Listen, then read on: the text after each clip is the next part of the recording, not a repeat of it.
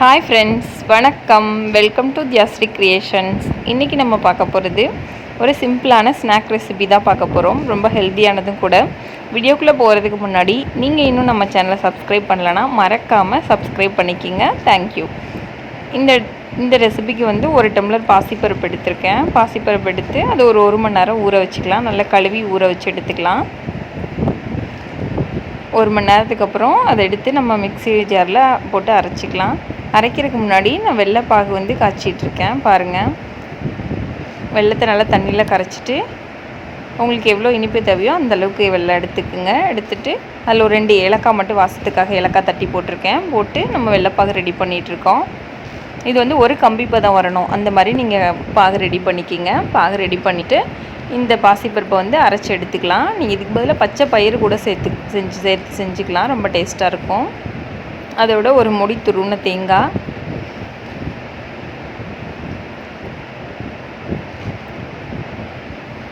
ரெண்டு ஸ்பூன் அரிசி மாவு, இடியாப்ப மாவு தான் சேர்க்குறேன். 2 ஸ்பூன் அரிசி மாவு சேர்த்துக்கலாம். சேர்த்துட்டு நம்ம காய்ச்சி வச்சுருக்க வெள்ளைப்பாகையும் இதோடு சேர்த்து கலந்துக்கலாம். கலந்துட்டு நல்லா மிக்ஸ் பண்ணிக்கலாம். தண்ணி சேர்க்க வேண்டாம். இதுவே கரெக்டாக கன்சிஸ்டன்சிக்கு வந்துடும். நல்லா மிக்ஸ் பண்ணிக்கலாம்.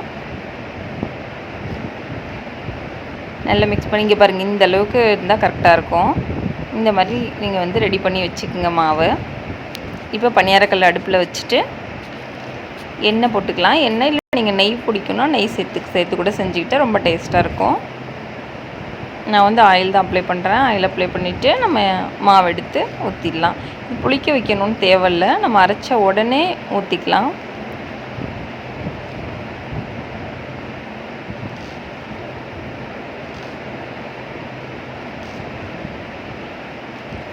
பாசிப்பருப்பு பணியாரம் ரொம்ப டேஸ்ட்டாக இருக்கும். அதே மாதிரி ஹெல்த்தியானதும் கூட.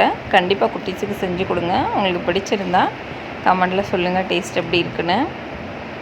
பச்சை பயிராக இருந்தால் ஒரு 5 to 6 மணி நேரம் ஊற வச்சு நீங்கள் பண்ணணும். இது பாசி பருப்புங்கிறனால நான் 1 மணி நேரம் ஊற வச்சு அரைச்சிருக்கேன். பாருங்கள், நல்லா வேகட்டும். வெந்ததுக்கப்புறம் இனி ஒரு பக்கமாக திருப்பி விட்டு எடுத்துடலாம். ரொம்ப ஈஸியான ரெசிபி தான். கண்டிப்பாக ட்ரை பண்ணி பாருங்கள். நம்ம வெல்லம் சேர்த்துருக்கனால இந்த கலரில் தான் இருக்கும் பாசிப்பருப்பு பணியாரம். இப்போ பணியாரம், டேஸ்டியான பணியாரம் ரெடி ஆகிடுச்சு.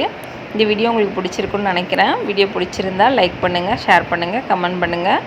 மறக்காமல் நம்ம சேனலை சப்ஸ்கிரைப் பண்ணுங்கள். தேங்க்ஸ் ஃபார் வாட்சிங் தியாஸ்ரீ கிரியேஷன்ஸ்.